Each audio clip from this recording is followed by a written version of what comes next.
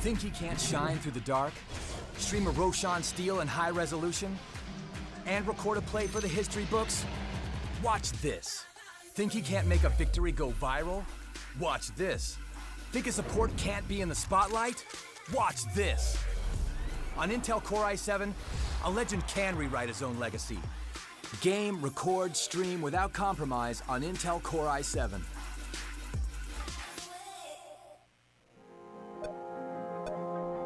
Remember where it started. Your first experiences. Remember where you came from. The journey you traveled. The journey you love. Remember where it started. And imagine where it will go. Rise on.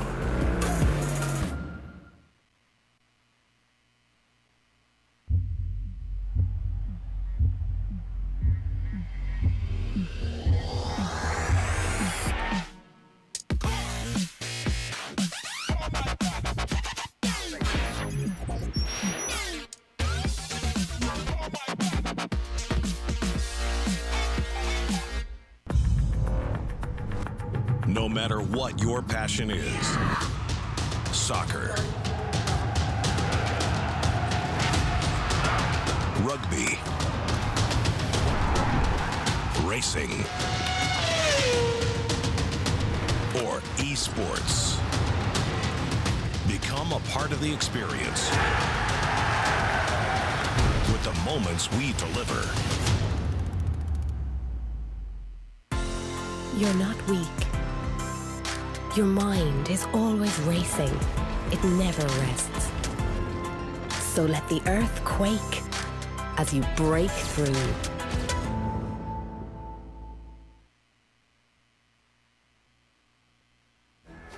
This is game fuel. It's domination in a can.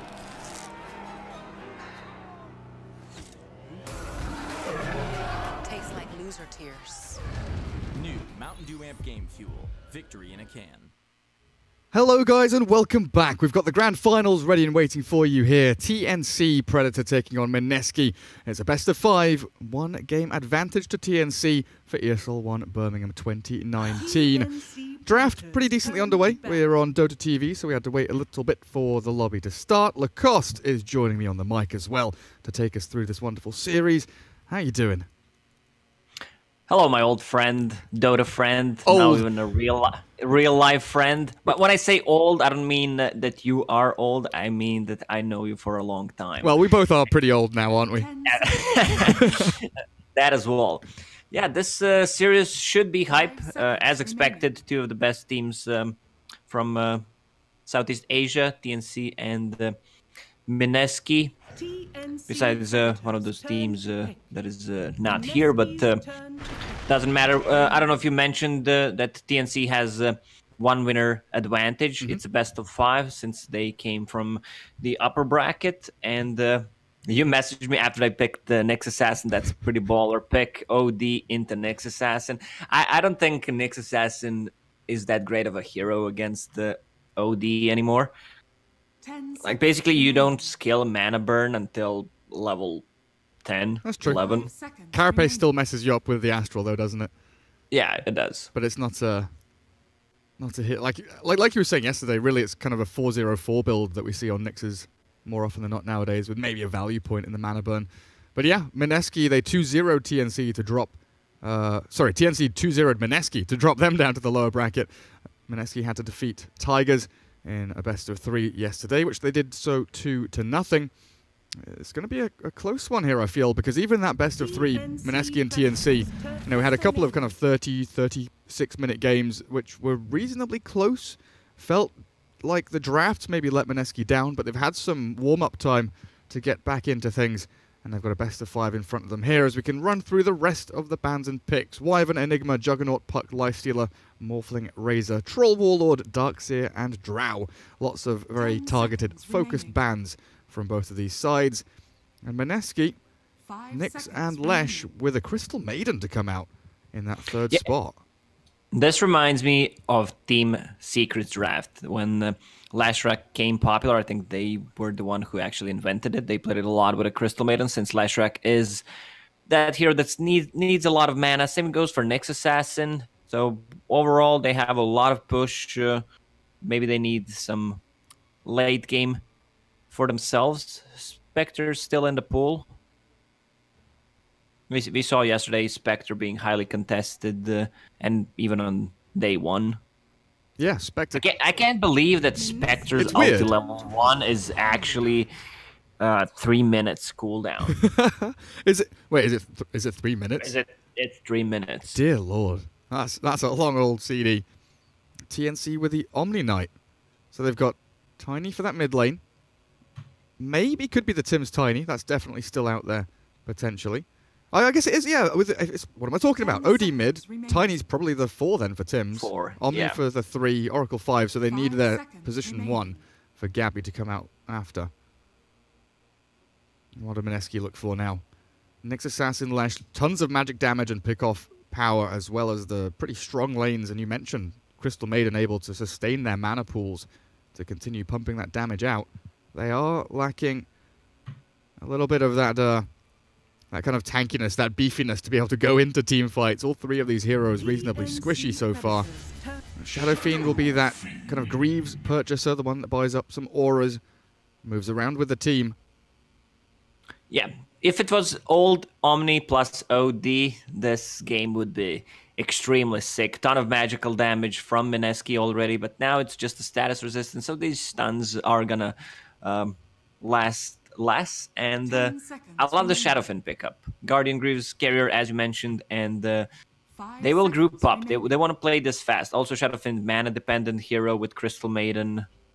It just enables him to farm both jungle and the lane at the same time. Keep that rate of farm up as speedily as you can. Final bans now. Both teams looking for those position 1 heroes, it feels like.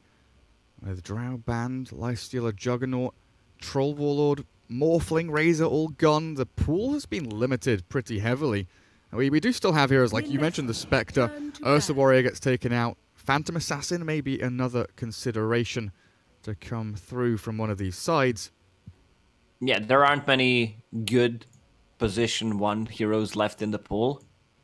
Like Phantom Lancer is still there, but it's a Phantom Lancer against the Lash Crystal Maiden, not the greatest PL game. A lot of them got targeted. And both of them are actually looking for position 1. Yeah, it's this battle between them for the bans and the picks. Ember Spirit technically is still out there, but... True. I feel like Weaver could be contested inside of Mineski, since they have no lockdown besides Tiny. Yeah, that's true. I mean, you can't really rely on Oracle's Fortune's End to catch people, can you?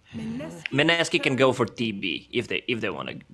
Like, whenever you don't know what to pick, you can always go for TB, rely on him to carry the game for you. There goes the PA that we mentioned. Taken out of the pool, and it becomes even more difficult.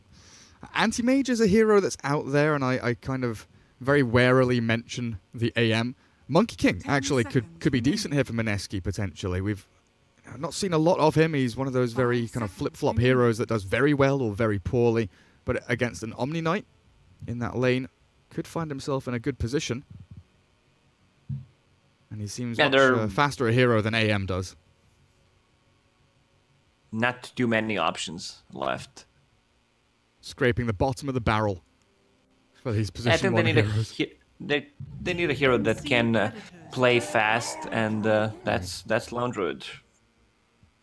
Extra sieging potential on top of Lashrak. Not sure what kind of a build he's gonna go for in this game. That's an interesting one. Thing is, TNC does not have a best gap closers. Sven for TNC. Is that a Gabby Sven? Yeah, it's the Tim's Tiny. Interesting. We saw Eternal Envy do this last night. We've seen a little bit of Sven come back into the position 1 with the stacking of camps being pretty prominent nowadays. How do you feel about the hero in general? Because he fell out of favor pretty quickly, a couple of months ago. Yeah, it's not an easy Sven game to start with. He's gonna need a BKB. Look what he's playing against. Nyx Assassin, Lashrak. Also, Nyx Assassin can set up gangs against Sven so easily when he's farming on the way with Cleave. You just use Carapace in Vendetta, then chain stun him. Even also, finding him in the jungle. Lashrak naturally builds into Road of Atos just to keep him in place so he's gonna get kited a lot, I think. Frostbite, the Root, the Entangling Claws from Lone Druid. Lots of problematic abilities for the Sven to deal with, so he's definitely going to need a BKB. I guess he will have the Cuckoo Omni Knight throwing that Heavenly Grace on him, so if he goes for the Sandra Yasha build, status resistance is going to be pretty damn high on the Sven. Yeah, I mean, Heavenly Grace also gives regen, it also gives strength, so it amplifies Sven damage. Weren't we talking about this yesterday? Yesterday, Sven with God Strength and Heavenly Grace. I just want to see his HP pool. He's got like 5,000 HP at 20 minutes or something. It's going to be insane. Oh man, how much strength does Heavenly Grace give you? I can never remember the changes. It gives 50 status resistance is what I do remember. I gotta check. I think it was 20, 24. Let me just check. It's a decent amount of strength. One way or the other. Where is it? Heavenly Grace. Bonus strength 7. 28. 28 on level 4. 28 level 4. Very nice. Well, away we go into game number 2. Technically, 1 game advantage for TNC as they came from the upper bracket. It is a best of 5. We'll get ourselves into the match properly now the draft is done. TNC up against Mineski. Moon over on the Shadow Fiend. Arjit, the Lone Druid. Ninja Boogie playing the Crystal Maiden.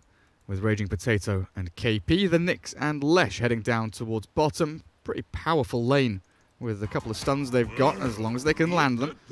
TNC, it appears, they've got Tims on the Tiny, Gabby, Sven, and AU Oracle. All 3 heading down towards the bottom bounty runes. Try and secure up a bit of this area, make sure there's no sneaky wards getting plonked down by Mineski. Bobo. I love that word. I don't know what it means. Oh, they tossed him on the tower. Is this first blood? No way. That's so sick. Tims with the Obs Ward tosses the Nyx into the tower for a stun into Fortune's End. Beautiful start for TNC, and that secures them. Both bounty runes down bottom, I think. Yeah. They shared the gold so they can grab... Okay, is that...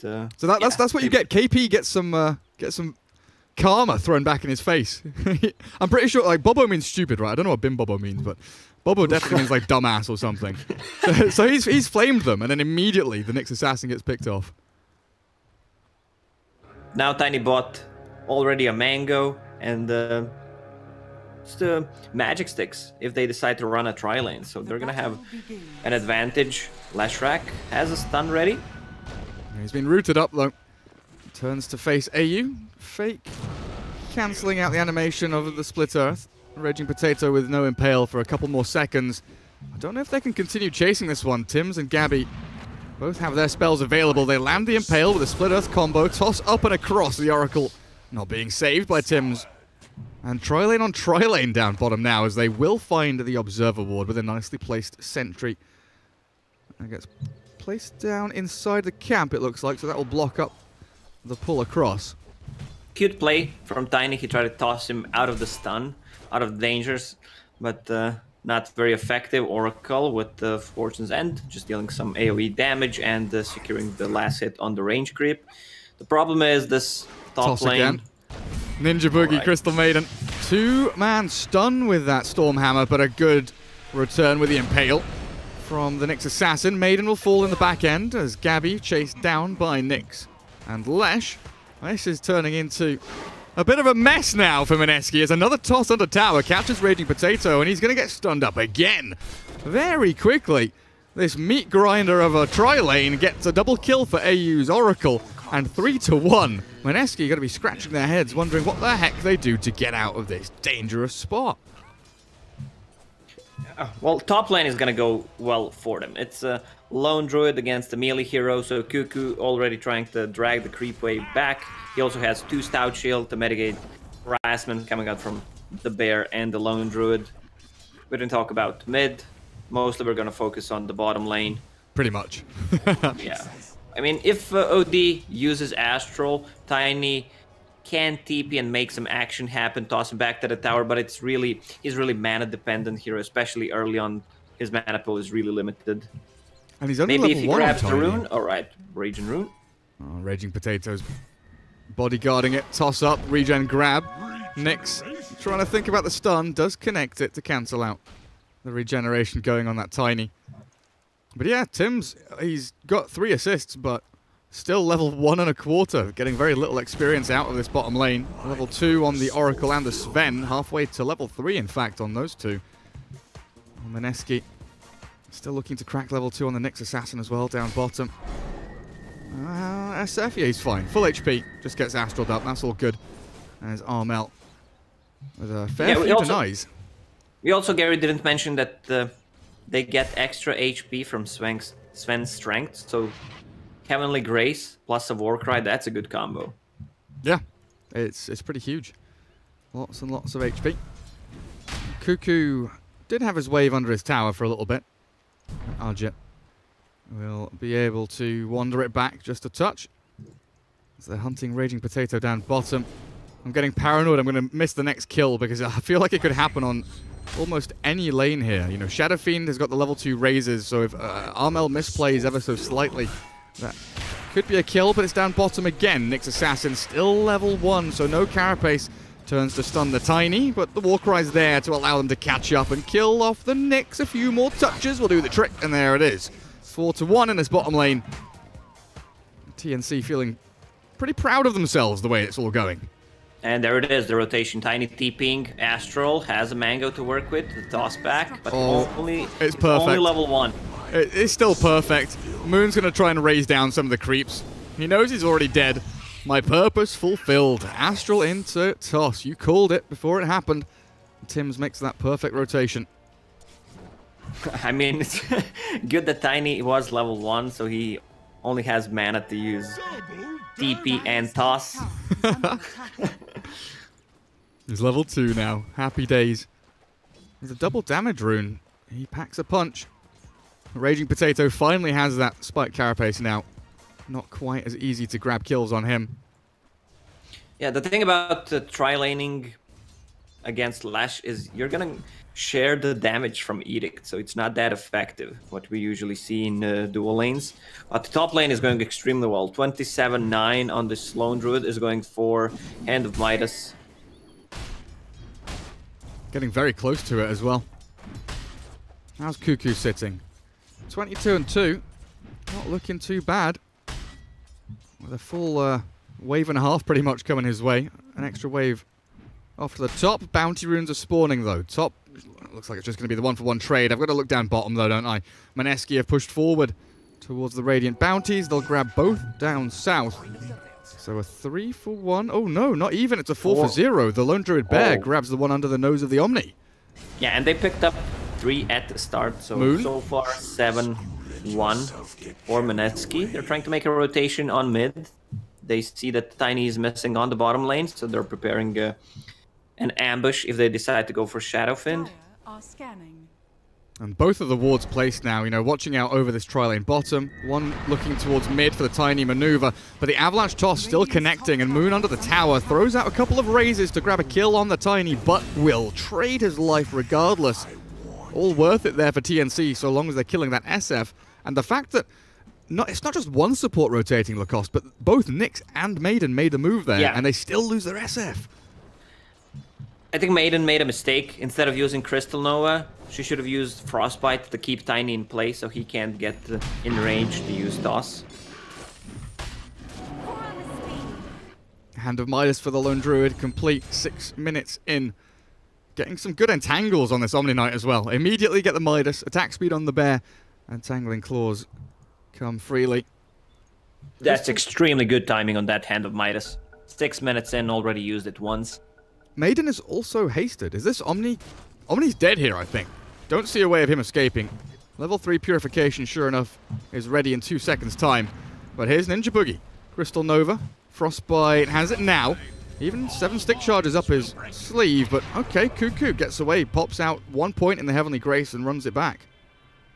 It's a lot of regen, even from level 1. 7 extra strength, 8 extra regen. Yeah, Shadowfin realizes that he can't play the lane anymore unless it's near his tower, so he's just jungling for now. Sven on the bottom lane. Level 5, there's no stacks for him since they were playing a tri-lane and they're rotating a lot. Gabby doesn't really feel under that much pressure. Level 1 Warcry has plenty of 1 charges. Raging Potato and KP unlikely to be able to get that kill. I wonder, yeah, they're pinging it out. They saw that obs being placed down. Tim's gets scouted out by the Dire Vision. Cuckoo returns back up to top lane to keep that wave dragging action going. And Ninja Boogie, yeah, a little bit afraid of like, oh, do I contest him? Well, let's wait for the Lone Druid Bear to come in. Clear out the wave. Maybe deal with Cuckoo. No, they're just going to let him slide on by. Yeah, I feel like Mineski, they just need to get this Radiance on the bear. I suppose he's going to go for Radiance in this game. I'd assume so. KP does get caught bottom. Another nice little move in from Tim's. Hey, you cut him off at the escape.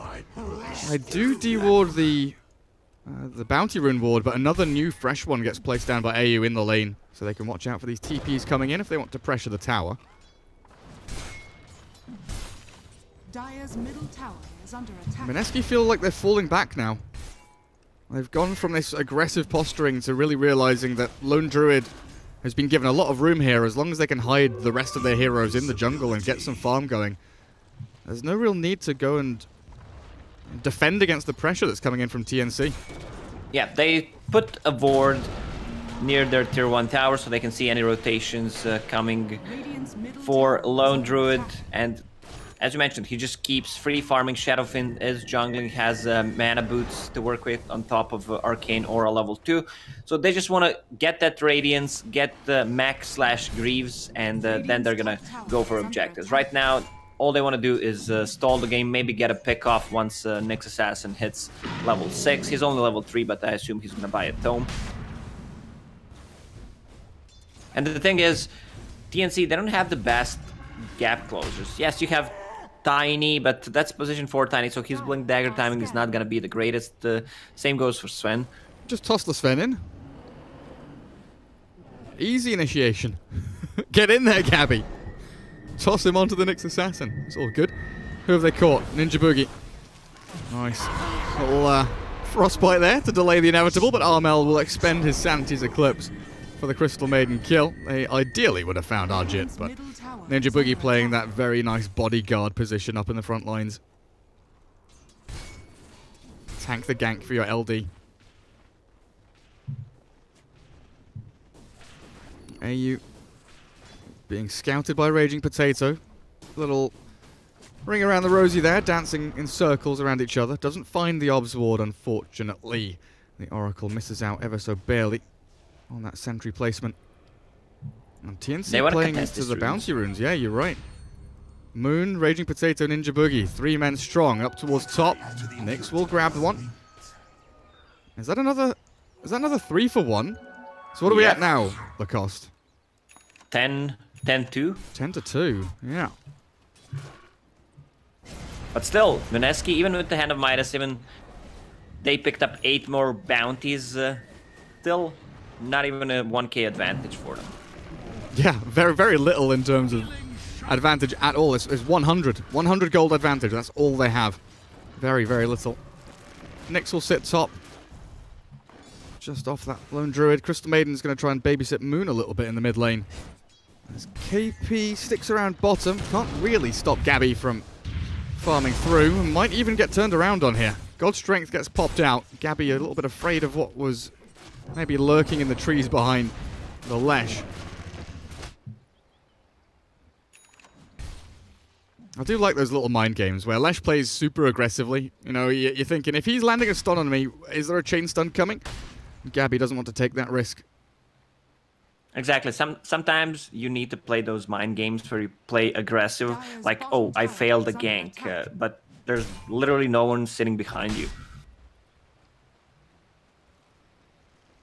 Pretend that you're strong when you're weak.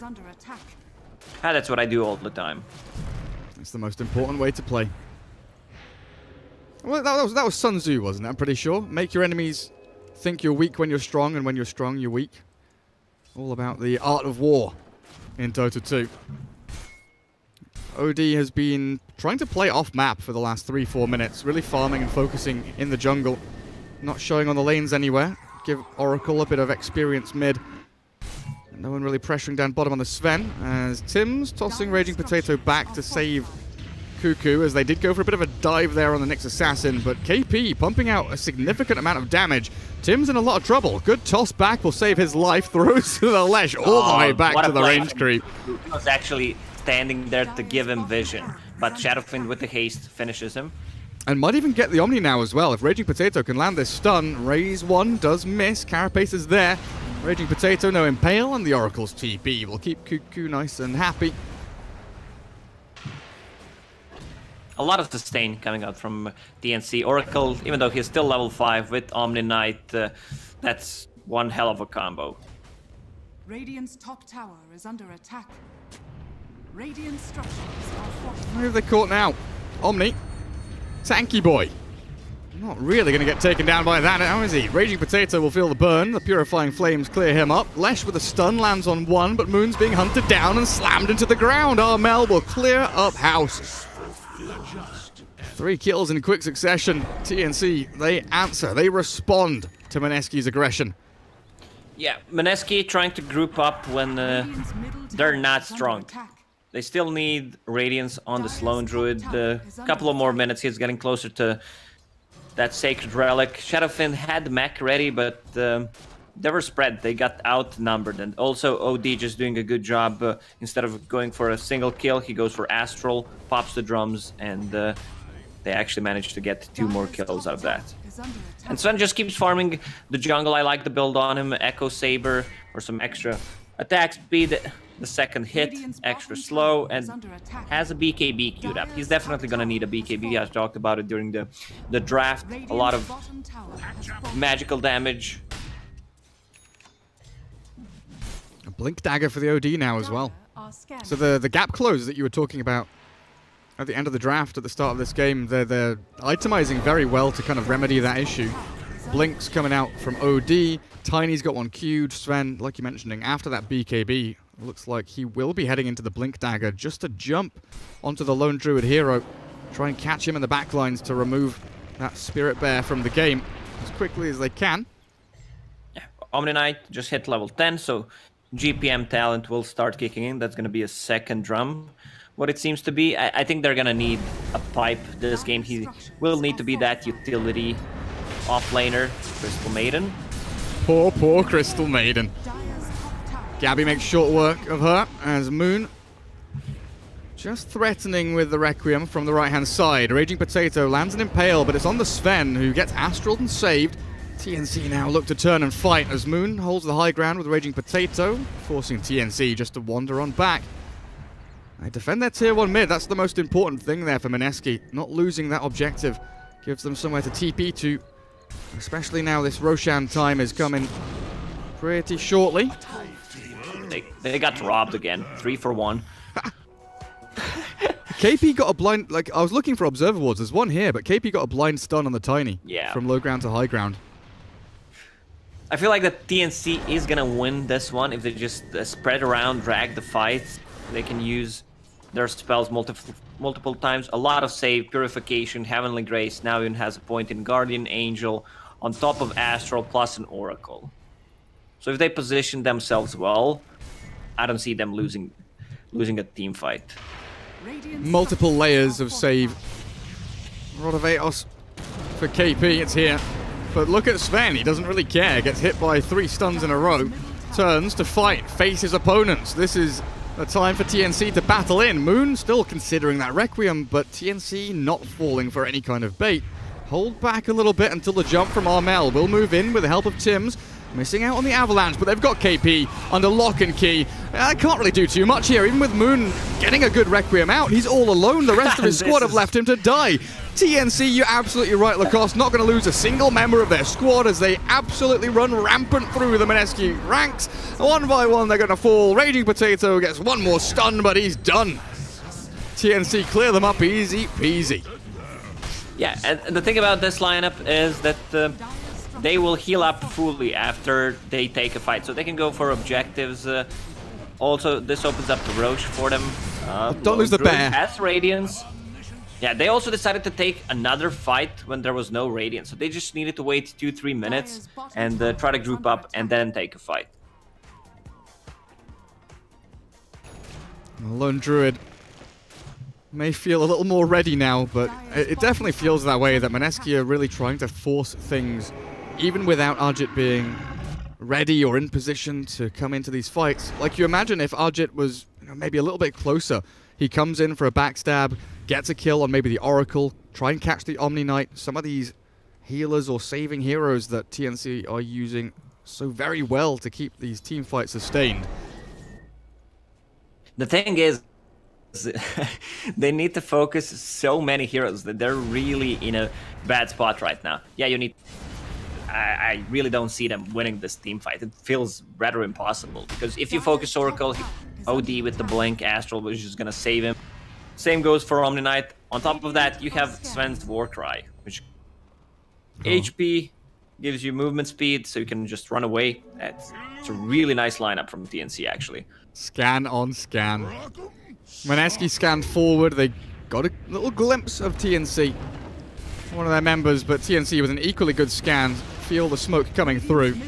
The Edict will clear up the tier 1 mid at the very least here for Mineski as they swing down towards the bottom tier 2. I wonder if TNC actually look to mount a defense here. They've got no real vision or ward coverage in their own jungle. Going up into this area blind is pretty spooky, but they are TPing people down to defend. Tims, Armel and AU. An interesting blink from Armel there, in fact, as they do look to try and keep Mineski away from their tier 2 tower. They are 5 strong here up on the ramp, Mineski, so they're ready to fight. They feel powerful now. They've got this Lone Druid Radiance online, but this is one of the answers. The BKB on Sven has just arrived. Exactly, and the OD is getting closer to his BKB, so 10-2 second BKB. Tiny has a Blink Dagger right now. Ideally, they would want to wait for OD to grab his BKB before they take another fight, and I'm glad that Omni Knight decided to go for a Hood. Pipe is going to mitigate a ton of the damage from Radiance, from Shadow Raises, anything from Lash. Yeah. And you can see why I said Nyx Assassin, he does not counter OD. He's level 7 right now, has 4 points in Carapace. He needs 4 more levels to get the nice mana sentry. burn. A couple of sentries there. And he's even going to expend the Shrine. A little bit of a waste there from Raging Potato. Does get caught in the jungle. Spots TNC as they set up base camp towards that northern Dire Shrine. Arjit finds himself in a position now where he doesn't really have a great place to go and farm. Where's the bear, Lacoste? Oh, it's down bottom. So he is pushing out bottom wave with a KP, so that's a tier 2 claimed. Just so long as they don't lose anyone else in the process, it's all good. Yeah, I feel like they can go into Roche Pit, even though their damage is not the greatest. Sven needs to pop the ulti and just try to lure them into fight in the Roche Pit. But Mineski is doing a good job just trying to split push for now, get the most out of that Lashrak, who clears the wave fast and goes for Radiance on the bear. TNC finally get more than one bounty rune in a round. Deary me. Get the couple top. As Moon just clearing out this mid-wave, making sure that if the fight around Roshan does come, they are already set up and they're not being pushed back to their tier 2, which is something that you've got to be very wary of. You know, it's one of the key elements of Roshan fights is that the battle for the mid lane wave push. As long as it's in the river, both teams are fine, but as soon as it gets kind of behind the tier 1 area towards those tier 2s, and clearing one wave, clearing 2 waves, it does take some time. Even if you've got flash farmers like Shadow Fiend on your side. Yeah, they're ready to fight. Full 10-second BKB on OD. Urn of Shadows, a lot of items. Actually, Cuckoo with extra medallion for some physical damage against Shadow Fiend. Shadowfin's Aura and Edict. Dire are scanning. This is also the first Rosh. 20 minutes in, usually we see Roshan falling down earlier than that, mostly because there's always some kind of Ursa troll in the game. Sven, he's gonna get caught. Nice astral save though. The chain stuns couldn't come, and now TNC, they're hungry, they want blood. Ninja Boogie gonna get taken down pretty quickly there as Gabby looks for a target to stun. They get the Nyx without using it, so KP now the one in trouble as they jump forward. The BKB from OD allows the astral to catch. And again, it's this one by one. They're all falling. Down goes KP, but it's the Tims. Avalanche toss will miss out. Moon now with the turnaround raises. And the buyback from Raging Potato, but it's the save from Oracle that keeps TNC still going. Pumping damage into them. Mineski, Raging Potato, the Nyx has got to run and hide, but Gabby's got his name, got his number, and KP might just be the one to follow him into the grave. They all go. Mineski falling lower and lower, and TNC, did they lose a single hero? Freezing Field might do a good job here at bringing Gabby low, but Arjit needs to secure at least a kill to come out of this looking alright. Mineski, disastrous scenes. Absolutely disastrous. That was just beautiful to watch. The way they disengage when they need to heal up and then re-engage. Once again, Sven has a Blink Dagger right now. Also level 15 and some extra movement speed on top of it. They did not lose a single hero, and TNC committed how many buybacks? 2, I believe it was. Because Raging Potato and KP both died back. Yeah, and Nyx Assassin, you're right. Oh boy, oh boy, oh boy. Yeah, 23-3. I've been averting my eyes and not looking at the kill score. We had it. We had, Gary, yeah, we had it. Yep, we did for a second. The golden number. But it didn't last long. TNC ruined the fun. And Mineski want to keep fighting on. They've got BKB Greaves on the Shadow Fiend. Lone Druid. I'm a little concerned about his item progression.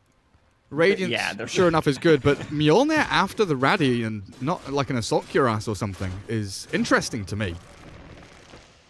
I guess he feels that he needs to go all in on the damage, just try to risk it, which, in my opinion, is the right choice. With the AC, they have mixed kind of damage, physical and the magical, pure from OD, so AC is not gonna do that much. That's a good point. Sven will have his own AC soon, though. Blink, BKB, Echo. 24 minutes in, we finally get to see this Roshan attempt. This top lane has to be addressed here by Mineski. They set up a couple of heroes down bottom, expecting TNC to TP someone down here to clear the wave. But they've got to know now that Roshan is being taken reasonably quickly. And I love people who think outside of the box. Tiny, Blink Dagger, Arcane Boots, and has Guardian Greaves queued up for some extra sustain. Nobody's gonna die. Of course, because Cuckoo went pipe, so they don't actually have someone to grab the Greaves. Have they caught Gabby? Gabby's looking for the bear. KP TP's out, and Raging Potato Invis in that vendetta as they save the bear. The Lash escapes with his life. Yeah, cute little play. If you noticed, Fortune's End being casted on the hero who was TPing, so it follows him. It's always nice to see that. How many bounty runes this time? 2 for 2. They're getting better at it. They sure are. Radiant structures are fortified. At least balancing things out. Ninja Boogie just gonna freezing field a couple of creep camps. No big deal. Needs the gold desperately. Tranquil Boots Magic Stick. Not looking too hot. 2,300 net worth. Lone Druid, I see he's got a plate mail. So he switched back into AC, I assume. Yes, he's got the rest of it on the courier. Dire's bottom tower is under attack. Dire's structures TNC have set up for the tier 2 down bottom, though. If and they the have tier 2 AC and you have AC, you basically spend 5,000 gold for nothing. You balance it out. You get the attack speed, though. Yeah, that's fair enough. Mineski might just consider going high ground and shoving tier 3 here to force TNC to come back. Rainbow TPs, look at them all. Coming back as a full 5-man squad. That's a lie. I'm a big liar. Gabby is going to grab an Invis rune and TP to the shrine. Still holding Aegis. as Arjit TP's home. This Radiant Obsword spotted Lesh dip back into the jungle. Gabby's not going to go committing for it just yet, though. TNC still has 3+ minutes on this Aegis. All they need to do is push the waves out. It's easier said than done. Tims. Oh. Jay gets a nice 2-man impale, but Gabby says hello, and then he says goodbye. Tims grabs the kill from long range with the help of AU's Purifying Flames. But you were saying these lanes being pushed out. Both of the side lanes Mineski have pretty much collapsing on the tier 3s. Yeah, Mineski realizes that they need to stall this game so Lone Druid can get more items. Same goes for Shadowfin. So it doesn't matter if they push the waves out and someone dies. Either Lash, Crystal Maiden. If they can sacrifice one of the heroes, they're still going to do fine if DNC can't push the high ground. Catch on the Maiden. Radiant's bottom tower is under attack. Tims. Ooh. Oh, that attack speed's low. Man. What is it? Crystal Nova level 4, attack slow 50. Now, that's pretty immense against someone like a Tiny, huh? CM with the big escapes. Oh, Nyx Assassin. Unfortunate positioning. 3 heroes collapse on him, and they go straight onto the tier 3 with a God Strength. Aegis, like you were mentioning, still in hand for another minute and 40 seconds. And the fact that Cuckoo is here in behind Gabby with the Oracle, this multi-layered saving duo, able to keep a number of heroes alive even if they do get jumped. Down bottom, Mineski are going for a push of their own, but they've lost their mid-melee barracks. Mineski, they've got to stop some TPs coming out now. Gabby going to get Fate Edicted up. Bottom lane, the Avalanche toss with the Sanity's Eclipse. Going to clear through KP simply. And Arjit, he does have a bear, but no Savage Roar. He's relying on these entangling claws, but I think he's already lost his life as he gets pummeled into the ground by the Arcane Orbs. And one more tap down from Tims will secure the kill.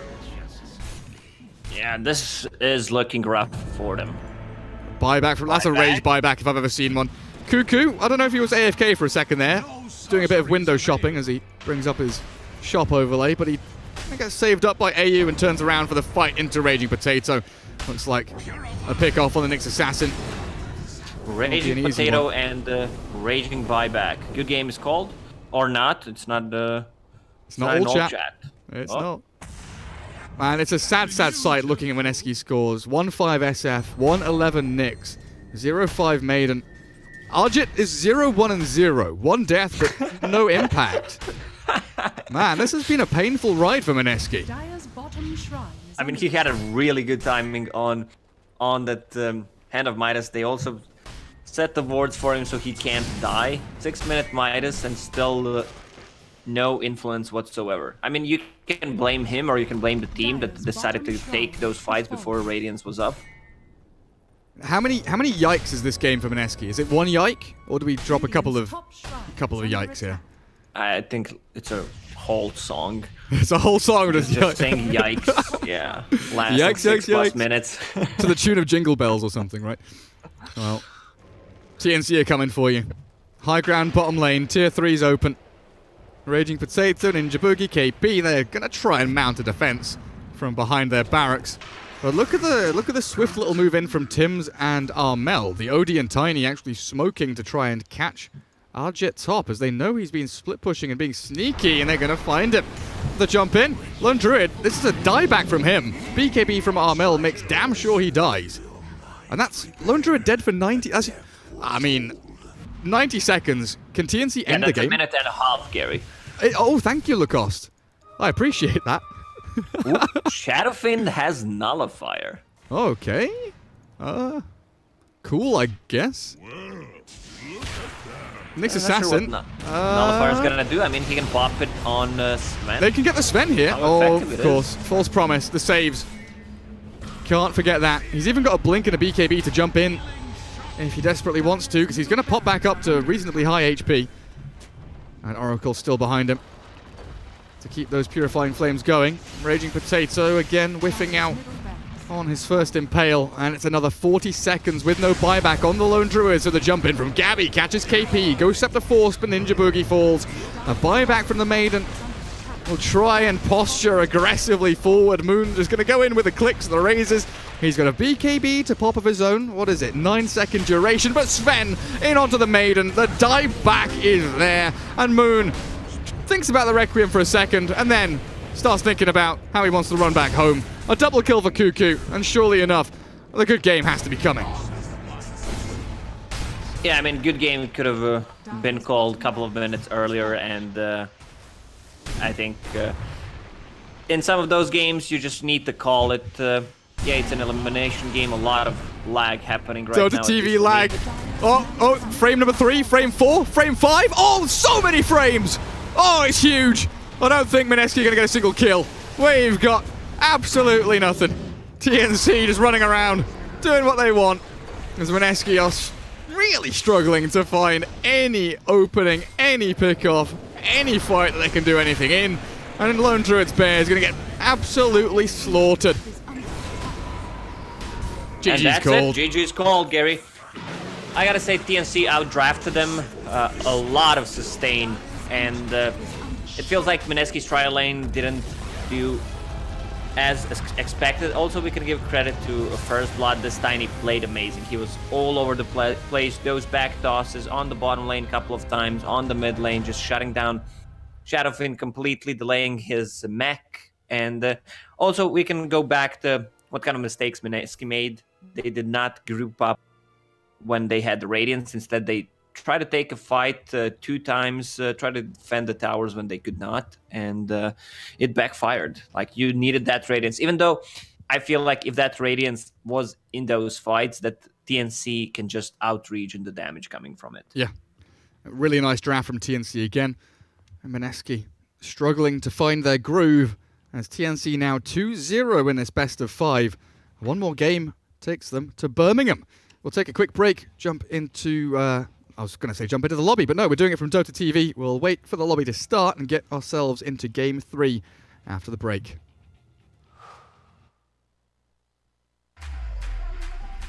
Think he can't shine through the dark? Stream a Roshan Steel in high resolution? And record a play for the history books? Watch this. Think he can't make a victory go viral? Watch this. Think a support can't be in the spotlight? Watch this. On Intel Core i7, a legend can rewrite his own legacy. Game, record, stream without compromise on Intel Core i7. Remember where it started. Your first experiences. The journey you traveled. The journey you love. Remember where it started. And imagine where it will go. Rise on.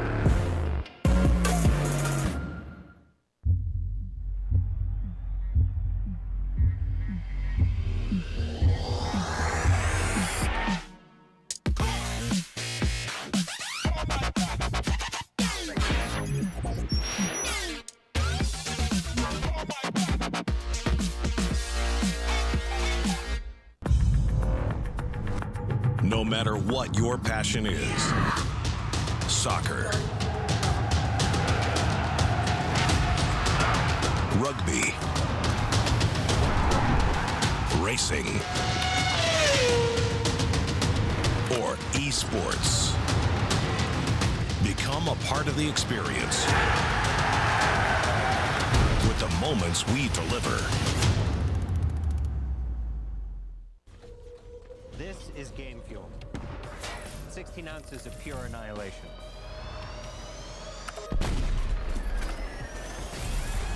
Tastes like berry-flavored wind sauce. New Mountain Dew Amp Game Fuel. Victory in a can.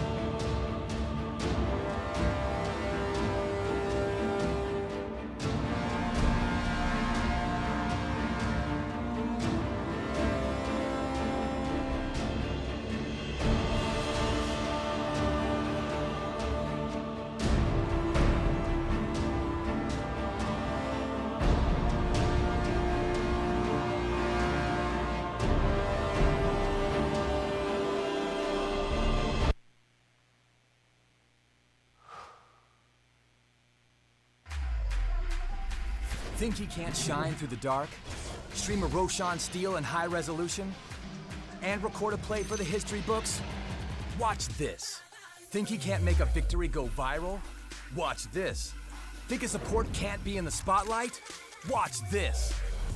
On Intel Core i7, a legend can rewrite his own legacy.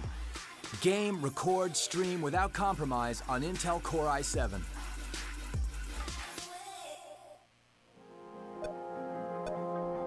Remember where it started.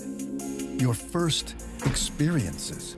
Remember where you came from. The journey you traveled. The journey you love. Remember where it started. And imagine where it will go. Rise on.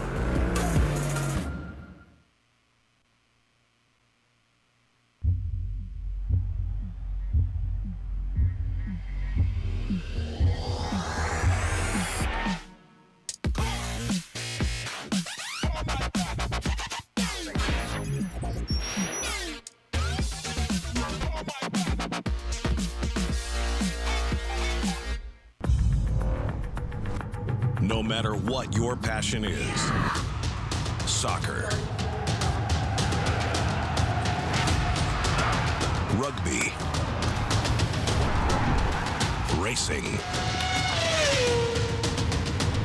or esports, become a part of the experience with the moments we deliver. You're not weak. Your mind is always racing. It never rests. So let the earth quake as you break through.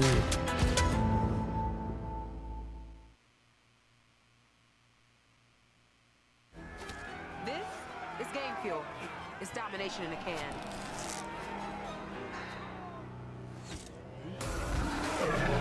Tastes like loser tears. New Mountain Dew Amp Game Fuel. Victory in a can. Welcome back, guys. Game 3 here on the cards. TNC against Mineski. And we've seen already how powerful TNC have been. Lacoste, what are your expectations for this game now? Well, in this game, Mineski, they have their Omni Knight. It's their go-to hero. They're one of the few teams who were playing it, so I think TNC actually stole the Omni Knight from them. They had a great opportunity to do so, and they used it. Now Oracle and Troll Warlord, pretty much the same concept from what I see. Heroes that can't die. You have Troll with his ulti, Oracle on top of it. I think it's 14 or 14.5 seconds. Only level 1. Let me just do the math once again. Mineski ban out the OD and they take the Troll. Easy swap out.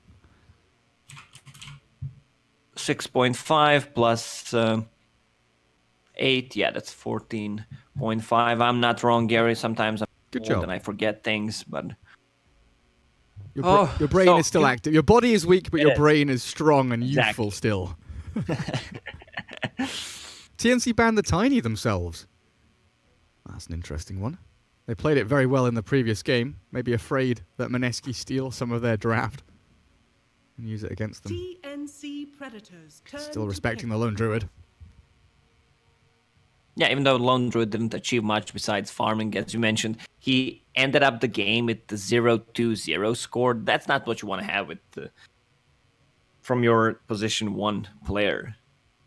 Even though you have multiple deaths, you still need to be active. Try to do something. We discussed it yesterday about teams not playing to win, just waiting for something to happen. It's, again, one of those games. You're not making any rotations, and Earthshaker being picked up. Cool. This is the hero that Cuckoo played on the first day of these qualifiers as a core. Aghanim Scepter first item, extremely effective. It also gives him a lot of tankiness. The 2 armor buff from our boy Ice Frog also benefits Earthshaker, so he can be played as a core on top of Stout Shield, so a lot of physical damage in the early stages mitigated. So you can actually put him in a lane somewhere. It was against a Phantom Lancer, if I remember correctly, when they played that Earthshaker core. I think they had the 2 No, it was Venge plus Phantom Lancer, so basically 2 melee heroes. Still could be the Tim's hero. It's, that nice versatility that you can swap things around with. Mineski. Omni for KP. Ninja Boogie. Not Ninja Boogie, no. Raging Potato should be the Nyx Assassin again this time around. As they head into a Disruptor. Can kite the Troll Warlord pretty nicely. Skill set is very handy, not only to stop Battle Trance with Static Storm as the fight progresses, but glimpsing and kinetic fielding against Troll and even Oracle to a large extent. But it's still I love this it's a Disruptor squishy hero, though. It is indeed, but not the best laner. We see that teams who are picking Disruptor are kind of going for different kind of a build. They put multiple points in Thunderstorm because that spells scales well. But if the game is not going well, you have 3 points in your Thunder Strike or Thunderstorm, whatever it's called. You are kind of lacking points in the Glimpse, which is really a downside. You want to have that spell maxed out. Absolutely do. Nature's Prophet. Interesting. They can still swap things around. Earthshaker, 3 Nature's Prophet, 4 even Nature's Prophet, 5 Oracle being played as 4. This is what OG does. They prioritize Oracle's farm. And also, it could be a core Nature's Prophet, Earthshaker being played as position 4, and then Oracle 5. So everything's still opened up for TNC. And it kind of plays off what you were just talking about. Disruptor being a pretty weak laner, can't really do too much against the Nature's Prophet with a Blightstone and the Treants chasing you around. Nyx Assassin, same story. I feel like Nature's Prophet here is going to get a lot of value out of these lanes and put a lot of pressure, especially on that safe lane if he's up there with the Earthshaker. And this hero is great against Disruptor because you just send the Treants on him and he can't do anything. He does not have a skill set for it. Nyx Assassin should lane against Nature's Prophet, in my opinion. High base region on top of his Stout Shield. Get a Stout Shield on Nyx. Try and just tank the Treants as best you can. Keep your cores alive. Well, there's the Spectre that we were looking for in the previous game. One of those late game insurance heroes that we have seen do reasonably well over the past couple of days. I need a lot of tempo in the early game though with Omni, Nyx, Disruptor. Pretty good aggressive heroes, very good on the offensive. 10 seconds but they need that mid lane hero to really tie in and play with them. Something that Moon most certainly can do with heroes like Puck, like Shadow Fiend. Group up together as 4 and use that Haunt to make that 5-man team fight happen somewhere on the map that your opponents aren't really expecting. Their vision game will be strong. Spectre ulti, Nyx Assassin in the backline, so I feel like Disrupt will have a good time using the nice glimpses. Puck banned out. Makes a lot of sense. Well, they don't have the hero that deals with Puck. And it's one of those Moon tempo heroes that definitely can, group up, look for kills, make things happen in the first 20 minutes or so to give that Spectre some time back in the jungle. 10 seconds What do TNC look for now? Mid laner for Armel. 5 seconds remaining. We've seen a bit of Invoker coming back, little by little. Could be a consideration here for TNC. Turn to pick. They've got the final pick as well. Is that supposed to be some kind of a Lina pick? They're limited on tower damage. So maybe something like a Dragonite would be fine. Because they can't go for towers at all. Dragonite, Dead Prophet, anything that has 10 seconds any kind of building damage. Pugna is also an option. Great against Troll Warlord. He's not banned out. I'm a big fan of the Pugna. Moon had an exceptional game on Pugna yesterday. Yeah, I think it's going to be Pugna. And when you're picking that Pugna mid, there are very few heroes that want to or even can stand against him. Such a strong 1v1 laner. Especially if you have heroes like Nyx and Disruptor who can make those TP maneuvers or even just rotations in with a smoke or something from the side lanes. Pugna can very easily find kills. Yeah, if you give Pugna advantage early on, he grabs level 6 before the enemy mid laner. A lot of kill potential from that life drain. They're taking their time. It's their last pick, but it's never a good sign. If you can't decide what you want to pick, taking all of their time. Uncertainty, yeah. TNC Predators. There it is. Probably the best of the rest, Pugna.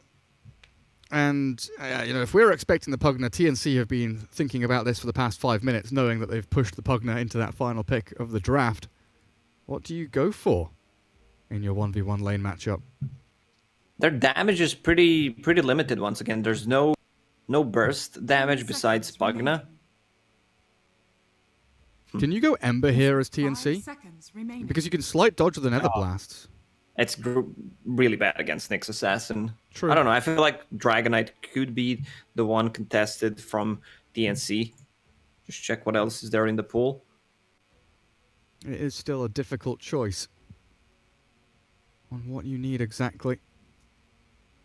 Viper is still technically out there, but I don't feel like Viper's even that good anymore. And Templar Assassin is going to be the Armel hero for the mid lane. That's a nice bit. Alright, this is fast tempo hero for TNC, but picking TA into Pugna does not feel the greatest. And I guess it opens up the Roche for them. You have 2 cores who are great against Roche on top of Nature's Prophet. But they're going to need to play this game fast. TNC's lineup will fall off eventually. Post 50-minute mark, I don't see them winning a game against the Spectre, Pugna, and Omni-Knight. Did you say post 50?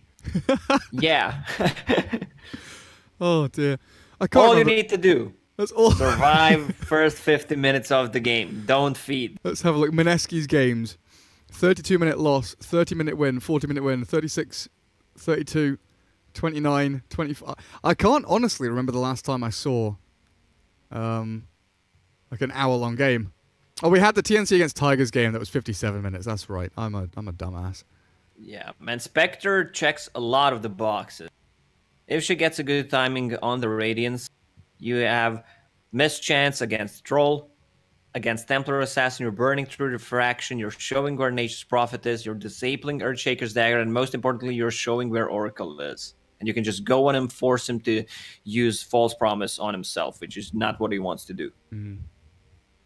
I'm still not a fan of Armel's TA set. Very good TA player, but not very good at choosing cosmetics. Yeah, she looks like Xena, the Princess Warrior. Man, did you like that TV show? I didn't really watch it. I think it was always on at the same time as The Simpsons or something like that. We're breaking up, Gary. Oh, was it one of your favorites? I don't know. I love to watch it for some reason. I think it was a bit too American for me. Yeah. It was one of those cheesy ones. But back in the days, it was considered good because we did not have Game of Thrones or Breaking Bad. Yeah, exactly. It's the OG Game of Thrones series. Yeah, we had Sabrina. Now that witch. Sabrina the teenage witch with Salem the cat. Salem the cat was always the best. Salem the cat was probably the best part of the show. Absolutely, without a doubt. Lots of tips coming out. Let's take a quick look across these players then as AU gets the Oracle. Second game in a row. Gabby on the Troll, which we've seen banned out in the first phase in a lot of these Southeast Asian games. And Tigers, TNC, Mineski, they all very, very highly favor that Troll Warlord. Tim's on the Earthshaker, Armel, the Templar Assassin, and Cuckoo, like you mentioned, does go on to that position 3 Nature's Prophet with a Blightstone to kick things off. And he's going to be laning up against KP Omni, Raging Potato, Nyx. And Ninja Boogie still deciding where he wants to head. As Arjit Spectre with the double Stout Shield up at top, expecting the Nature's Prophet lane. Probably going to have to swap things around. Yeah, they realize that Spectre is their win condition, of course, and they want to just try to steal away as much XP and gold from Spectre. Looks like they're going to get their lane swaps as they want it. This is a pretty strong tri-lane. Troll, Oracle, You basically have 2 range heroes, a lot of slow, a root mechanic, and block from an Earthshaker. Next Assassin has Boots of Speed. He's playing that position 4, so a little bit of a different item build. Not sure if it's going to work out. Nature's Prophet, they're swapping, so it's going to be a tri-lane so far. Yeah, they want the Spectre against the Prophet with a double Stout Shield. They're tri-laning around the Spectre as well. Nyx will TP up to top as KP is being absolutely bullied out of this top lane. They've got a Fisher to block in the Nyx, but he's got Tangos and you mentioned the Boots to have that move speed advantage. Tim's at 3-5. Actually, Tim's is a little bit speedier than Raging Potato. Earthshaker against Nyx Assassin. And then they have the natural 1v1 mid. TA up against the Pugna. Armel taking an early lead in the CS, but a good little deny there on the range creep from Moon will secure him. A nice little bonus. Yeah, I feel like DNC will rotate one of the heroes bottom eventually. Like ideally, you want to have your tri-lane against either their dual lane and have Nature's Prophet in a good position where he can just TP and you outnumber them 4-1. Nature's Prophet getting extremely low, has a TP, and he can come back to a lane. I guess he's going to use it after he gets the experience. Spectre running low on mana, so no kill potential, needs 20 more mana for Spectral Dagger. But if Disruptor uses a Mango on him, they might threaten a kill. There it is. There they go. I've got the vision from the Thunderstrike, and that should be enough to bring him down. Final click from Ninja Boogie. Aggro switch? Nah, he just wants to die to the tower. That's fair enough. We'll come back in 6 seconds and return to lane. No experience goes the way of Cuckoo. Oh, 2 mangoes. Yeah, I guess given to Ninja Boogie, so he'll bring items down for the Spectre. As top we see Raging Potato dropping. Tri-lane against dual lane up top lane. Doing well for TNC still. Stopping the Omni from CSing as freely as he'd want. We didn't talk about the mid lane. Pretty even so far. TA with the refraction charges, Psyblades harassing Pugna. Easy to last hit, but also Pugna denying some of the last hits with the Cripify. Cuckoo getting gone on again. Arjit. I'll just pressure that Nature's Prophet back. Only 1 tango remaining now for Cuckoo down bottom.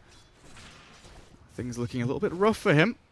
Does still have that TP scroll into teleportation though if he wants to just pop back to Fountain for a couple of seconds and return to lane.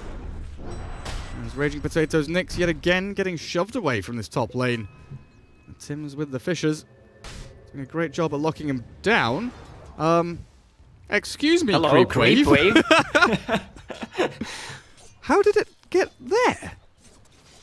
What? I was watching the bottom lane. I was watching top lane, and then I realized, what, like, where's Tim's TPing to? Oh, he's TPing to his tier 2? And then I saw the creep wave. That's an odd one. Cool. That just happened. TA, 16-4, 20-5 for Moon as he starts to eke out a little bit of an advantage in this mid lane. Like you were mentioning, TA not particularly comfortable. Pugna's attack range, attack animation, very good at popping refraction charges pretty quickly. Yeah.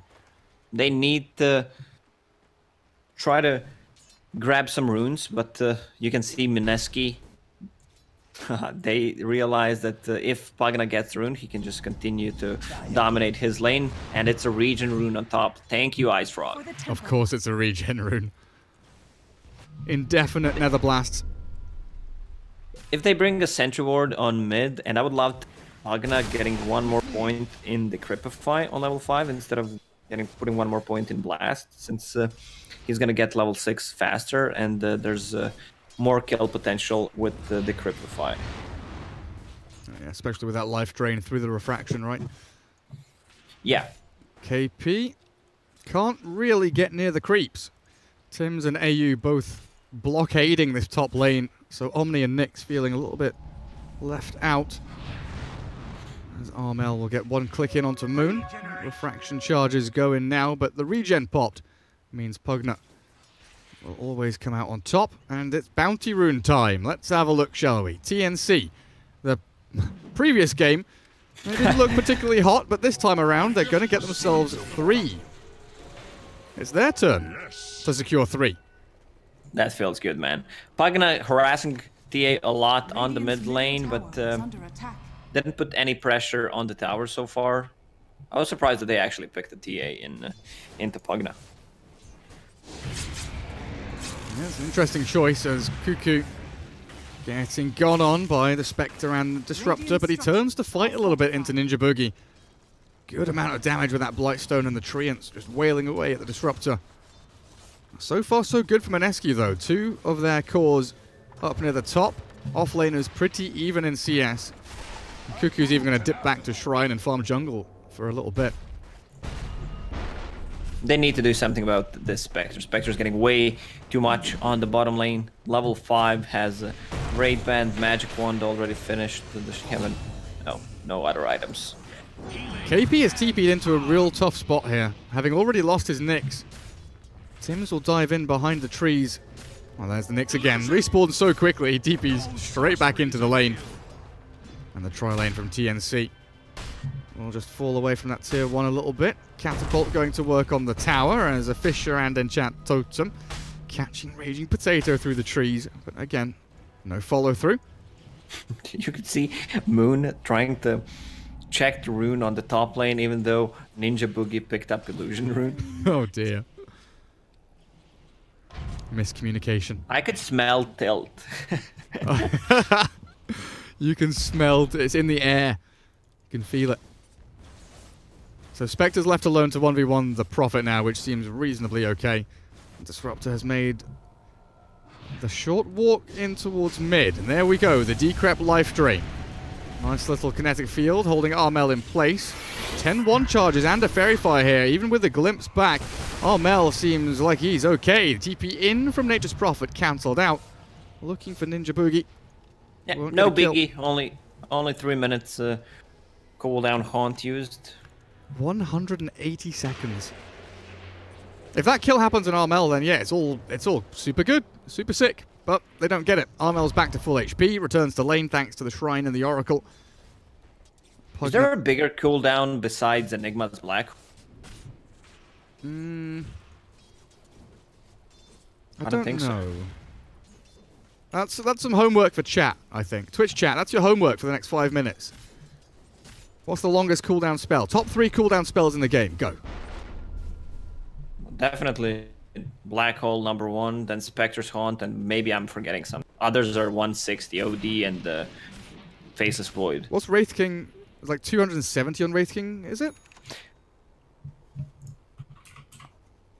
I'm not sure. I can't remember. 200, yeah, that's 200 on my boy Wraith King. No wonder. No wonder no one picks him. Chat's going wild. Doom, Warlock, Tide, Silencer, Phoenix. They're just naming all of the ultis. This seems unfair. They're just naming all of the big ultimates. Come on, guys. The guy who said Silencer, get out. Just kidding. It's only 130. Oof. Tier 1 top for TNC. Troll, Nature's Prophet. Backed up by the Earthshaker and the Oracle. 4-man group up and shove. As TNC trying to make their mark.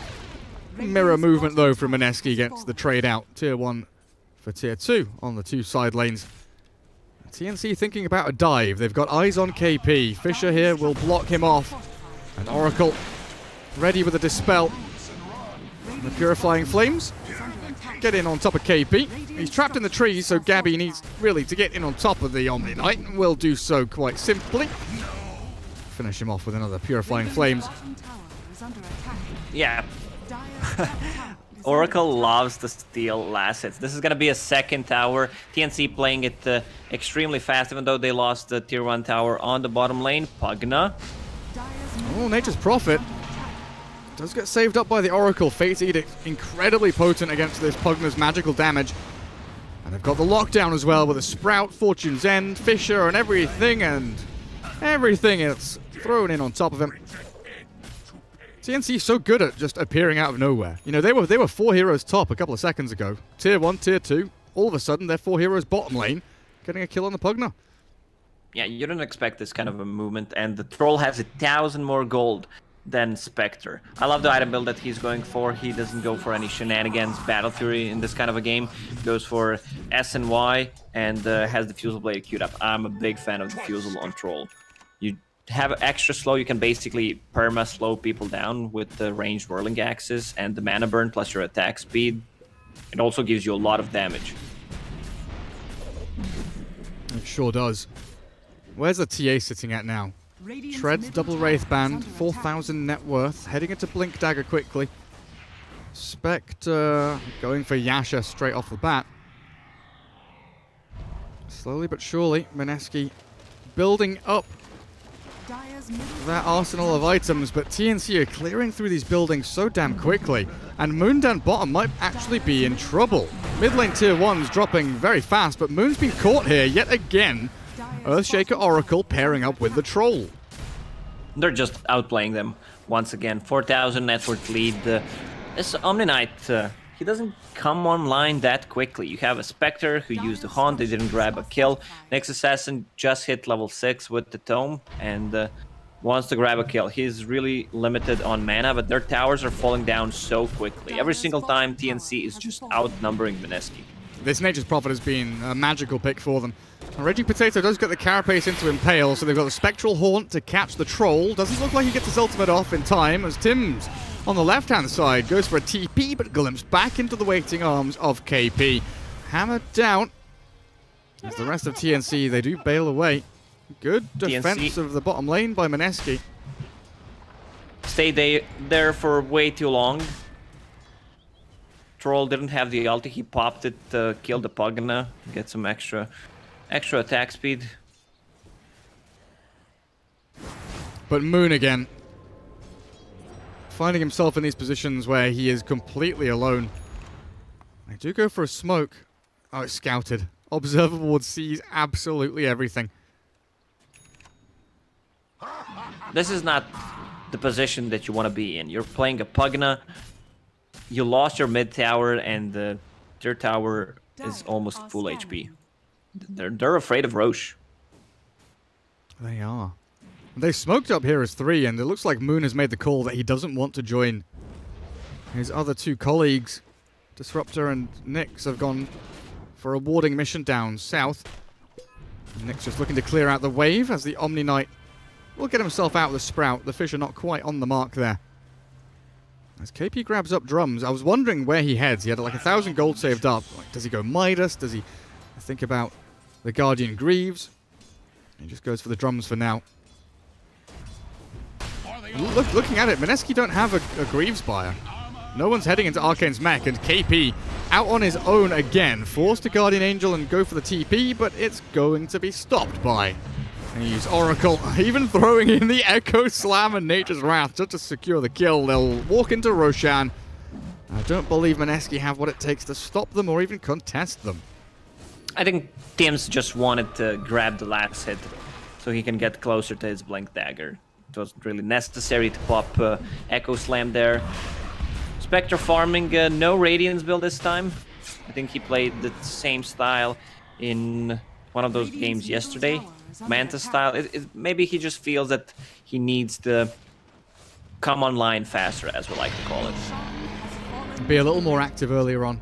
And like you were mentioning earlier, if he's the one haunting and jumping the Oracle, the DPS you get from Desolate plus Manta style on a hero that's all on their own, like an Oracle, who should just be hiding in the trees somewhere. Spectre can burst through AU pretty quickly, or even just force the false promise to be used ineffectively. Yeah, I wouldn't mind if he goes for Manta style and then decides to build Radiance, because they benefit so much from it. I stand for the light. Omni Knight, okay. I very rarely get to see that taunt. But okay. Very proud of himself. Where are we now for Tim's on that Blink Dagger? 300 gold off of it. Very, very close. Nature's Prophet going for the Vlads after the Medallion. And we've got Aegis of the Immortal here for, what, another 4 minutes. And that Troll Warlord, it's starting to pick up momentum. TNC's draft. When that Templar Assassin gets her Desolator, it's really, really spooky times ahead for Mineski. desperately want to see them get some good usage out of this next Haunt. Their item timing is going to be there. I feel like they want to get that Deso, get that Vlad's on Nature's Prophet, Blink on Earthshaker, and then they're ready to fight. On the other side, you don't have any big items at all coming on side of Mineski, besides Spectre's Manta Style.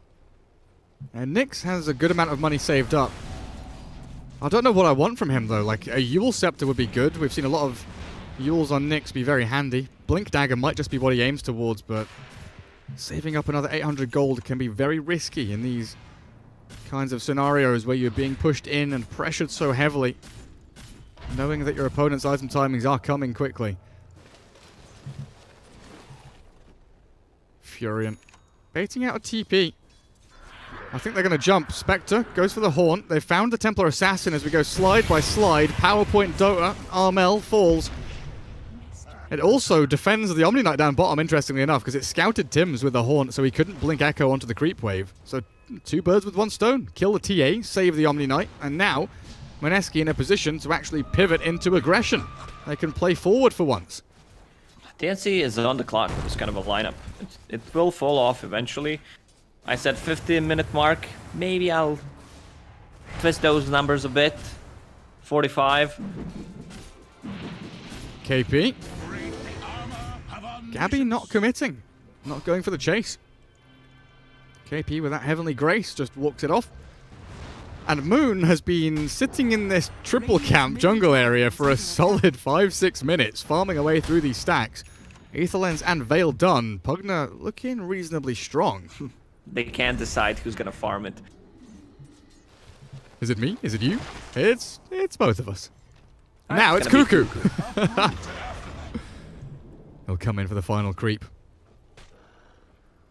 Mineski defending Spectre very, very well. Observer wards deep, watching out for the shrine areas, watching for the entrance into their own jungle. TNC playing down on that south side of the map, looking for the tier 2. They want to get some use out of this Aegis. I don't know about you, but is high ground a possibility here for TNC now? They still have a minute and 15 seconds on Aegis. They might want to use it, even though their timing got delayed because Templar Assassin got caught, so they still don't have the Deso. Ideally, they would want to push with the Deso. One more. Do they even have a Blightstone? No, he upgraded it to Medallion. But they have everything they need right now. 100 gold for Deso. Aegis is gonna run out. That's the sad part. Yeah, about 45 seconds until Aegis is gone. They start off onto Cuckoo with a quick little stunt. Glimpse for the Echo in the back. Tim's catches 2. Immediately blown up, and Mineski loses their 2 supports. Moon, Arjet, and KP considering now how on earth they fight into this, because TNC, again, they find these quick kills without really losing anything, without expending too much, and it is high ground time. Aegis gone in 25 seconds. Where's the Deso? It's flying to him right now. Nice blink away to get out of the life drain. Gabby. He wants to die here. 10 seconds remaining on the Aegis, but he's realizing that that window, it is closing. He should just back up and let the regen kick in. Take him back up to full. Oh, Nyx Assassin. Hello. Oh, he blinks away. Who's the glimpse on? Cuckoo caught. False promise there. From AU keeps the Prophet alive. And the dive into the back end is Ninja Boogie falling to the TA. TNC will reset, get themselves into the ramp area, find a nice place to hide in the trees. As Mineski, they're chasing, but they don't have the follow through to really catch and kill any of these TNC players. Cuckoo going for more of a utility build on Nature's Prophet, Vlad's Medallion, and now has Hood of Defiance on him. Will just try to keep his teammates alive. Nyx Assassin with that GPM talent got himself a cute little blink dagger, so he can try to initiate the fights after the Haunt is used, just to see where they're standing. But if Nyx doesn't hit like a 3-man stun, I feel like Mineski have no team fight. You gotta be realistic, Gary. 3-man stun with Nyx Assassin, that's a budget ravage. I'm not saying he can or he will. I'm saying that if he doesn't, Mineski pretty much lose out. They need some big static storms, big kinetic field is level 1. The kind of issue you were mentioning earlier with the 2 points in Thunderstrike, 4 in Glimpse, they don't have the big kinetic field static storm real combo where it locks them in for the full duration. They are so reliant on Nick's landing stuns. And if game 1 or game 2 is anything to go by, Raging Potato struggled quite a bit. Yeah, well, Omni Knight has a GPM talent, so 2 heroes inside of Mineski. Poggies! 90 GPM. Who can build into team fighting items. Already has Vanguard, which means he's getting closer to the Crimson Guard. And if he gets a pipe after, or Vlad's for his team, they're gonna tank up. If Disruptor can get to level 20 Lacoste, oh yeah, they'll have 90 plus 90 plus 180 GPM. That's a lot of money. It's a 6k lead for TNC, 10-4. Mid and top lane both being shoved in. As they consider whether or not they want to go high ground again, they can bring Cuckoo up into the fold if they want to make action happen. Looks like for now they're just kind of allowing KP to shove out bot lane. Raging Potato skirting around that mid spot. Does get scouted out as the pings come out. Tim's gets the Fisher in.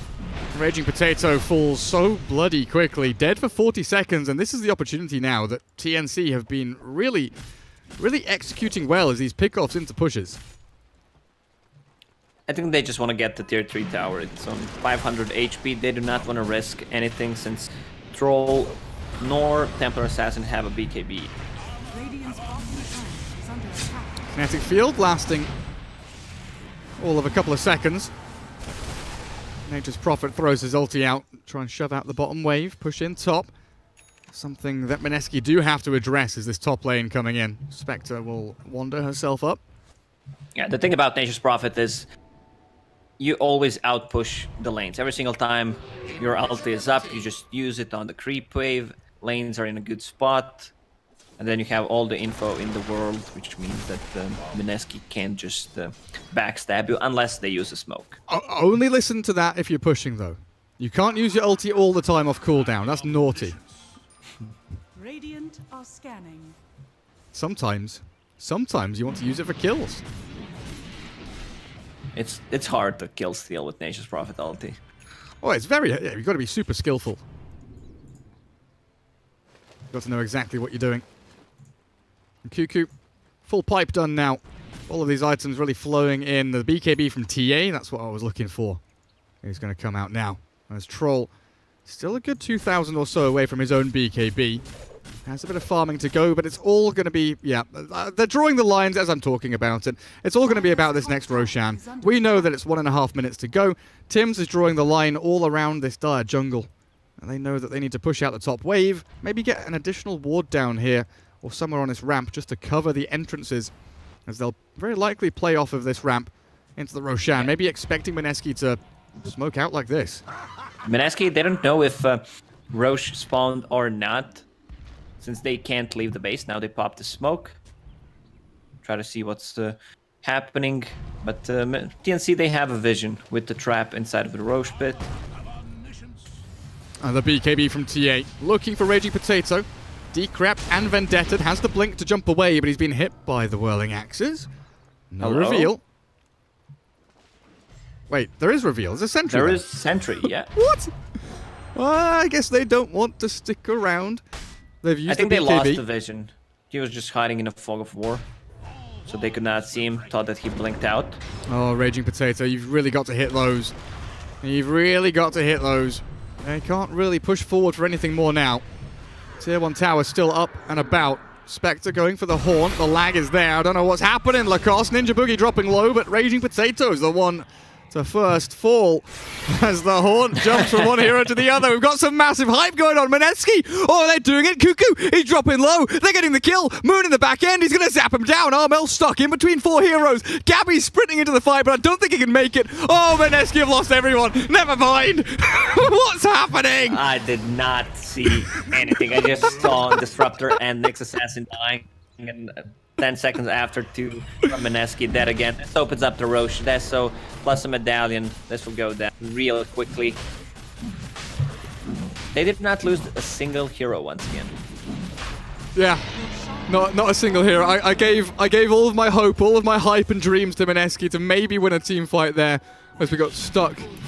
We got stuck on one frame of the troll running on his spot. Dear. So what did they lost 4 heroes, right? 4 bounty runes. They might just be losing a game as Roshan gets claimed up. Aegis on the troll. TA with the cheese.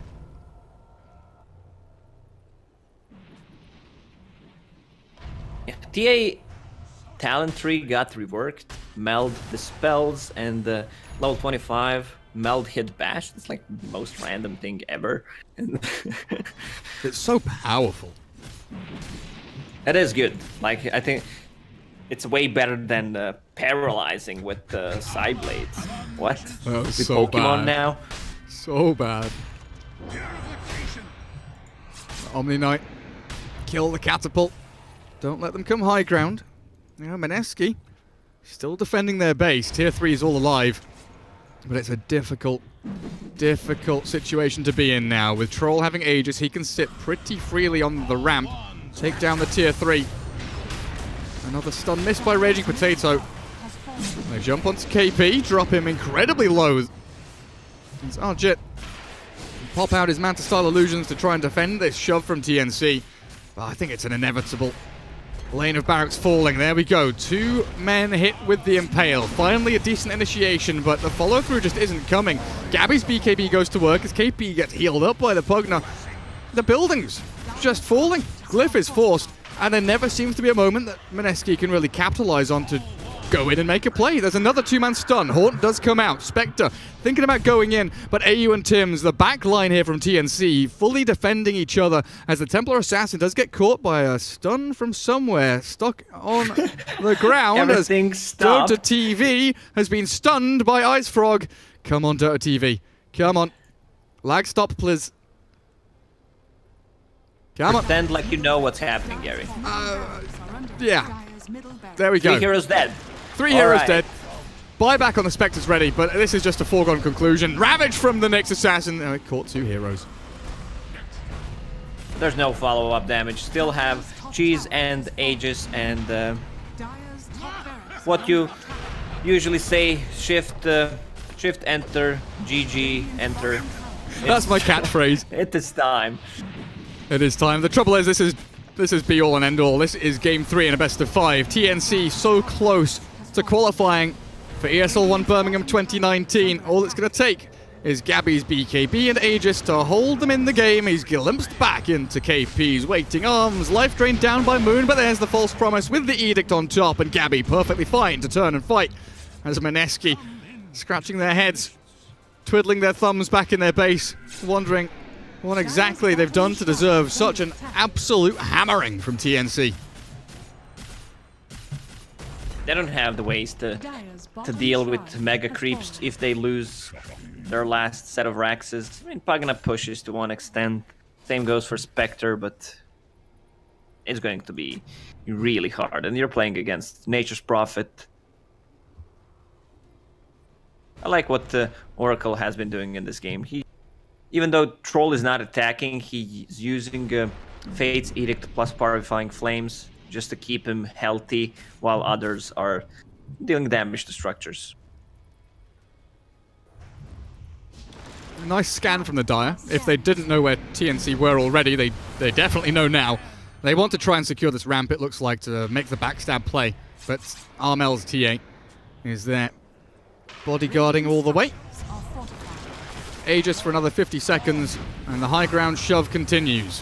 Final maneuver from Mineski. This has to be their time to strike. Life drain being spammed out. The jump, the stun. Again onto 2. Spectre moves forward. Decrap and kill on the Troll. Nicely done there. He's got BKB and Battle Trance when he comes back up, though. And Arjit, very little HP remaining, will have to fall back to the fountain as they're dealing with 2 lanes of super creeps at mid and top. And TNC just keep this proxy push going. They're not committing anything. They're all full HP. They're all full mana. They're bringing clarities out non-stop. This Oracle is just pumping everybody. Full life and full mana again. Yeah, I guess they're just gonna wait for TA to refresh her BKB and then go in again. They're doing Since Mineski doesn't have the best way to initiate a fight, you can't really just use a haunt if there's no follow-up. So Nyx Assassin needs to land the perfect stun. No sorceries avail. Pugna Aghanim's going for staff next. No Dagon or anything for him. Spectre pops out the Tome of Knowledge, trying to get to that level 20, 500 HP talent, which is always so very nice. And Nyx Assassin Dire's top going for a wander. Try and get his steps in. Turns on his Fitbit. Walks around the map just to make sure he can. And that's a full Satanic on top of S and Y, which means the status resistance is 41%. Dire's top shrine is under attack. That's a pretty beefy troll. So many traps along this bottom lane as well. There's a couple top to clear out the wave. There's a couple mid. Yeah, already clearing out these waves. So it's not just the fact that you're up against the super creeps mid and top, but your waves are being shoved in by Nature's Prophet and Templar Assassin without them having to commit their heroes in any other lane than bottom at all.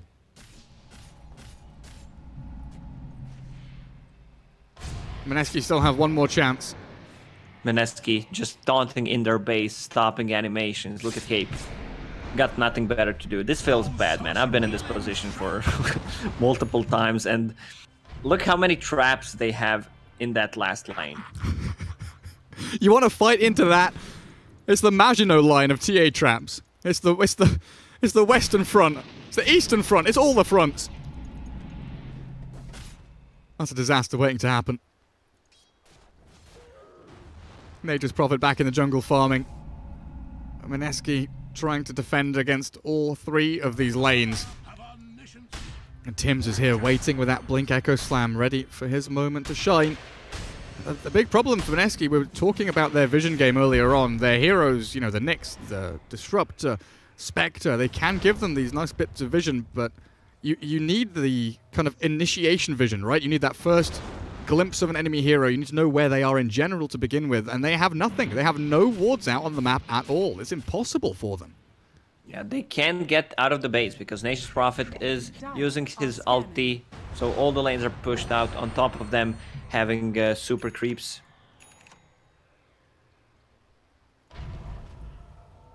It's just a painful death. They could be waiting for the next Roche to close out this game. They don't have to rush anything. They do still have the cheese on TA. In this bit of downtime, guys, I do need every single one of you in Twitch chat, every single viewer, just to pray and give your energy to Dota TV. Because we've only got one fight left, right? There's only one fight that's going to end this game one way or the other. I'm thinking about one specific way. TNC are probably going to win. But we desperately need to see it. You know why I like you, Gary? What? Because I don't bullshit. Yeah. I mean, we can pretend that Mineski... Let's be honest. Mineski, they have a way of coming back into this game. If they can still drag this game for next not if they lose KP. Minutes. Oh, the decrep saves him. Kinetic field's good. TP in from the Prophet, looking to catch with a Sprout, and KP's trapped inside, but he's got the Quelling Blade to dodge away from danger. KP needs to go back to Fountain, though. He's very low. Yeah, they're popping Crimson Guard to keep the towers alive. Every time someone comes close, Pugna uses a Gripify on him, plus a Life Drain. It's Aghanim Scepter Life Drain, which means no cooldown.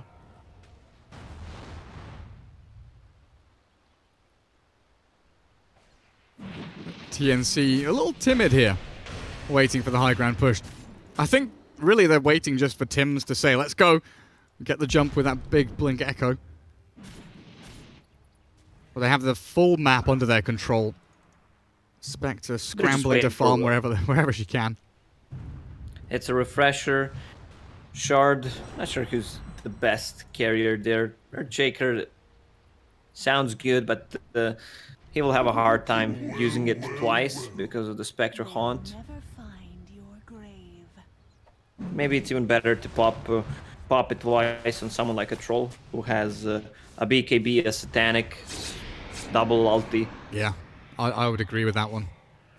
very often just the double BKB in its own right is good enough for some. You know, there's gonna be someone in chat saying, "But man, Earthshaker double echo slam."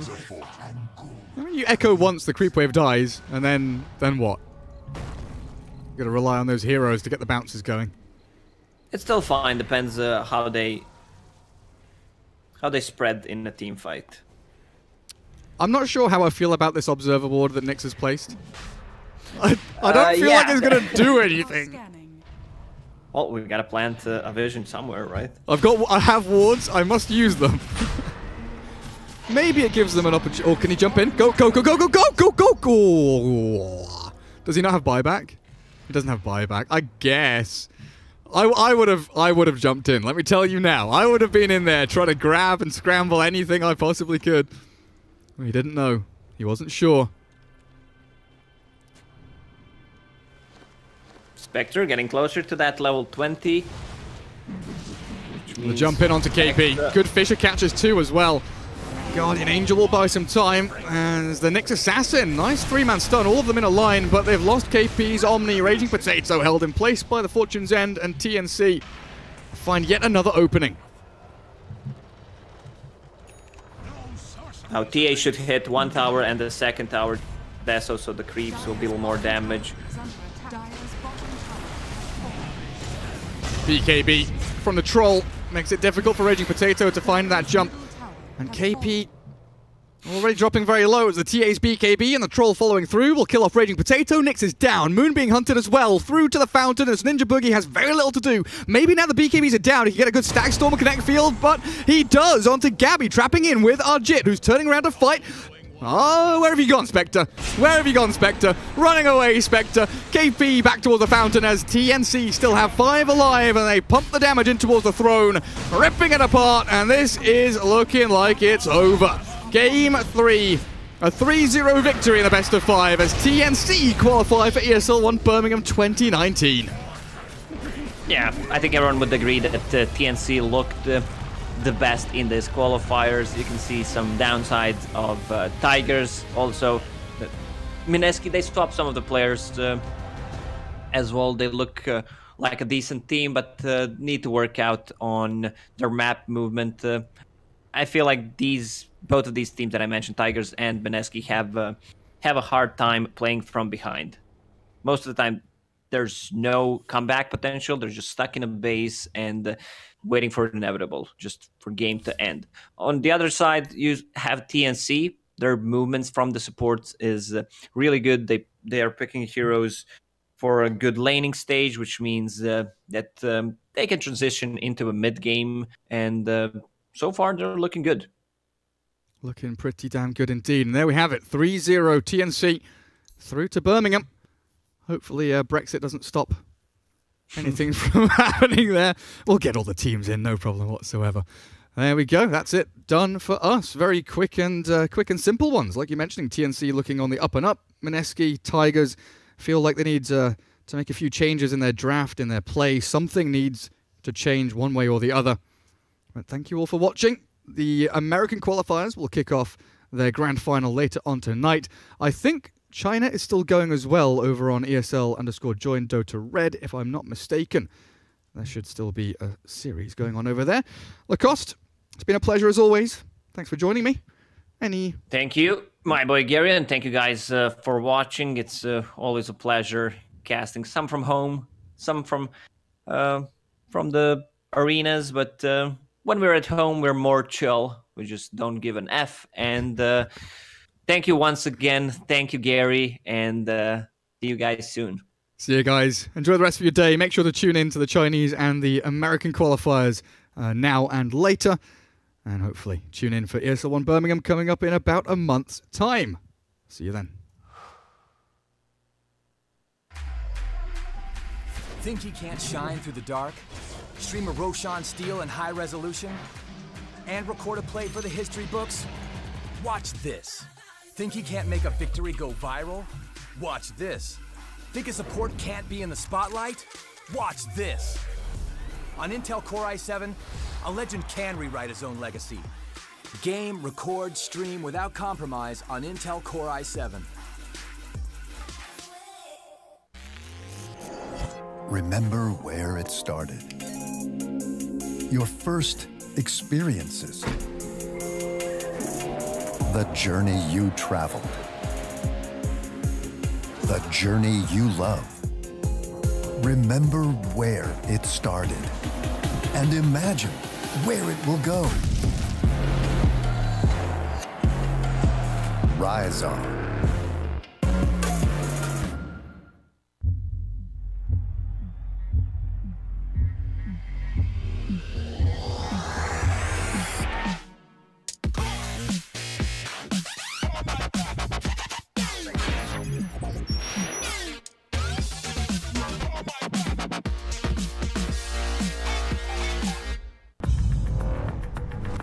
No matter what your passion is, soccer, rugby, racing, or esports, become a part of the experience with the moments we deliver. This is Game Fuel. 16 ounces of pure annihilation.